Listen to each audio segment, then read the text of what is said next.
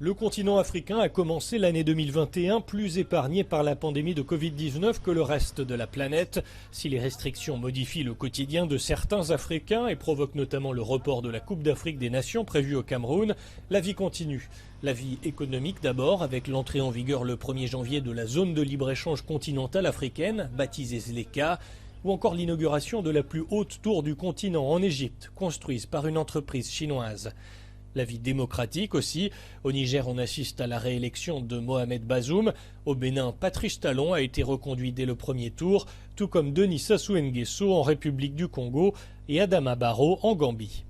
L'année politique en Afrique a aussi été marquée par le décès d'Idriss Déby sur la ligne de front peu après sa réélection à la tête du Tchad, qu'il a gouverné pendant 30 ans. Son fils, Mahamat Kaka, hérite de la présidence. D'autres ont pris le pouvoir sans passer par les urnes. C'est le cas au Mali où des soldats emmenés par le colonel Assimi Goïta renversent le président Bah Ndao. Mêmes images quelques mois plus tard en Guinée. Alpha Condé est capturé par des hommes armés dirigés par le militaire Mahamadi Doumbaya. Fin octobre enfin, c'est au Soudan que des militaires destituent le gouvernement de transition et arrêtent le premier ministre civil Abdallah Hamdok. L'insécurité continue de faire des ravages dans certaines régions du continent. C'est le cas en Éthiopie où les rebelles s'opposent au gouvernement d'Abiy Ahmed, dont le parti a remporté les législatives, mais aussi dans la région des Trois Frontières au Sahel, où l'armée française a annoncé et débuté son départ progressif. À plusieurs moments, la nature reprend ses droits. C'est le cas en Algérie, frappée par de terribles incendies au mois d'août, ou en République démocratique du Congo, où le volcan Nyiragongo entre en éruption. Fin novembre débutait le forum de coopération sino-africaine à Dakar, en présence du ministre chinois des Affaires étrangères Wang Yi. Un sommet pour approfondir le partenariat économique.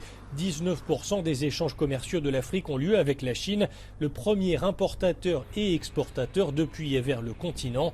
Mais pas seulement. Au terme des discussions, une déclaration pour lutter contre le réchauffement est signée et une promesse est faite par Pékin, fournir à l'Afrique 1 milliard de doses supplémentaires de vaccins. Un enjeu central, alors qu'en Afrique du Sud, un nouveau variant nommé Omicron provoquait dans le même temps la fermeture de frontières et isolait l'Afrique australe du reste du monde. Selon l'OMS, en décembre, seuls 3% des 8,2 milliards de doses de vaccins administrées dans le monde l'avaient été en Afrique. Selon la Banque mondiale, cela pèse sur la croissance économique du continent qu'elle estime autour de 3,3% pour 2021.